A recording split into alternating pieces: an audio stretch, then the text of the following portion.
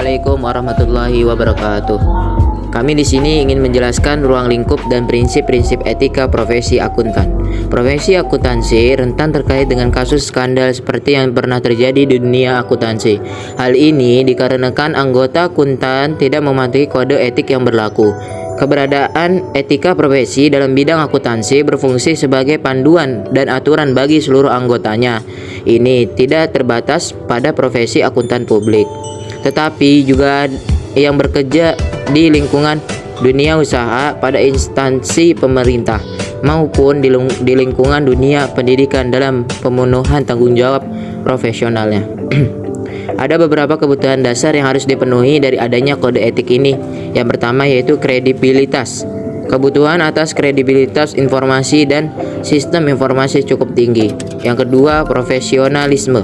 Diperlukan individu yang dengan jelas dapat diidentifikasikan oleh pemakai jasa akuntan sebagai profesional di bidang akuntansi.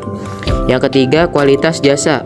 Banyak yang berkeyakinan bahwa semua jasa yang dikerjakan oleh akuntan diselesaikan dengan standar kinerja tertinggi.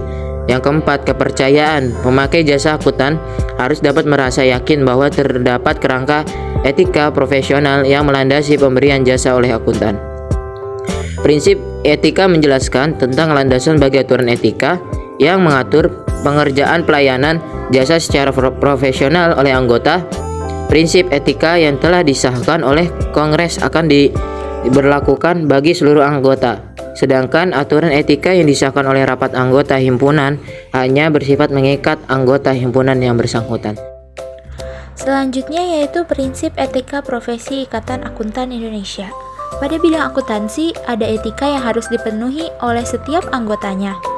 Kode etik profesi Ikatan Akuntan Indonesia sebagai berikut. A. Integritas. Integritas adalah akuntan harus dapat dipercaya karena menjunjung tinggi kebenaran dan kejujuran.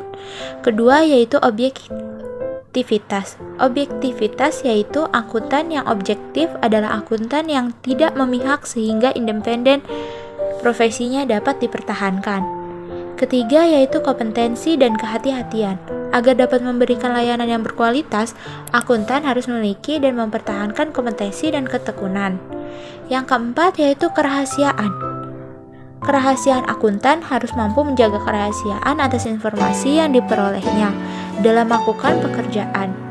Dalam prinsip kerahasiaan ini juga, akuntan dilarang untuk menggunakan informasi yang dimilikinya untuk kepentingan pribadinya. Yang kelima yaitu ketepatan bertindak. Ketepatan bertindak yaitu akuntan harus dapat bertindak konsisten dalam mempertahankan reputasi profesi serta lembaga profesi akuntan sektor publik dan menahan diri dari setiap tindakan yang dapat mendiskreditkan lembaga profesi atau dirinya sebagai akuntan profesional. Yang keenam yaitu standar teknis dan profesional. Akuntan harus melakukan pekerjaannya sesuai dengan standar yang berlaku yang meliputi standar teknis dan profesional yang relevan. 2. Kode etik profesi akuntan publik.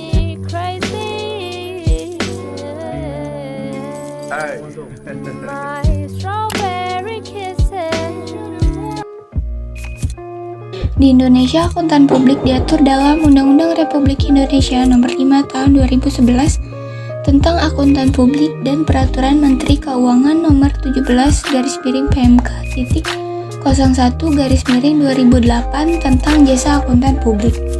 Seorang akuntan publik dapat diakui profesinya harus lulus dalam ujian profesi seorang akuntan publik yang disebut Ujian Sertifikasi Akuntan Publik atau USAP. Selain itu memperoleh sebutan bersertifikat akuntan publik BAP dan sertifikat dikeluarkan oleh Ikatan Akuntan Indonesia. Selain itu, seorang akuntan publik wajib menjadi anggota Institut Akuntan Publik Indonesia atau IAPI, asosiasi profesi yang diakui oleh pemerintah. Kode etik profesi akuntan publik merupakan aturan etika yang harus diterapkan oleh anggota Institut Akuntan Publik Indonesia atau IAPI dan staf profesional, baik yang anggota IAPI maupun yang bukan anggota IAPI, yang bekerja pada suatu kantor akuntan publik atau KAP. Aturan etika dalam profesi akuntan publik sebagai berikut. A. Independensi, integrasi, dan objektivitas. 1. Independensi. Dalam menjalankan tugasnya, anggota KAP harus bersikap independen di dalam memberikan jasa profesional sebagaimana diatur dalam standar profesional akuntan publik yang diterapkan oleh IAI. Sikap mental independen harus meliputi independen dalam fakta, in fact, maupun dalam penampilan, in appearance. 2. Integrasi dan objektivitas. Dalam menjalankan tugasnya, anggota KAP harus bebas dari benturan kepentingan, conflict of interest, dan tidak boleh membiarkan faktor salah saji material misstatement yang diketahuinya atau mengalihkan, mensubordinasikan keseimbangannya kepada pihak lain. B. Standar umum. 1. Kompetensi profesional. Anggota KAP hanya boleh melakukan pemberian jasa profesional yang secara layak, reasonable, diharapkan dapat diselesaikan dengan kompetensi profesional. 2. Kecermatan dan kesaksamaan profesional. Anggota KAP wajib melakukan pemberian jasa profesional dengan kecermatan dan kesaksamaan profesional. 3. Perencanaan dan supervisi. Anggota KAP wajib merencanakan dan mensupervisi secara memadai setiap pelaksanaan pemberian jasa profesional. 4. Data relevan yang memadai. Anggota KAP wajib memperoleh data relevan yang memadai sehubungan dengan pelaksanaan jasa profesional.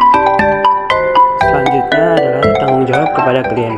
Informasi klien yang menjadi rahasia anggota KAP tidak diperkenankan mengungkapkan tanpa persetujuan dari klien. Ketentuan ini tidak dimaksudkan untuk sebagai berikut. 1. Membebaskan anggota KAP dari kewajiban profesionalnya sesuai dengan aturan etika kepatuhan terhadap standar dan prinsip-prinsip akuntansi.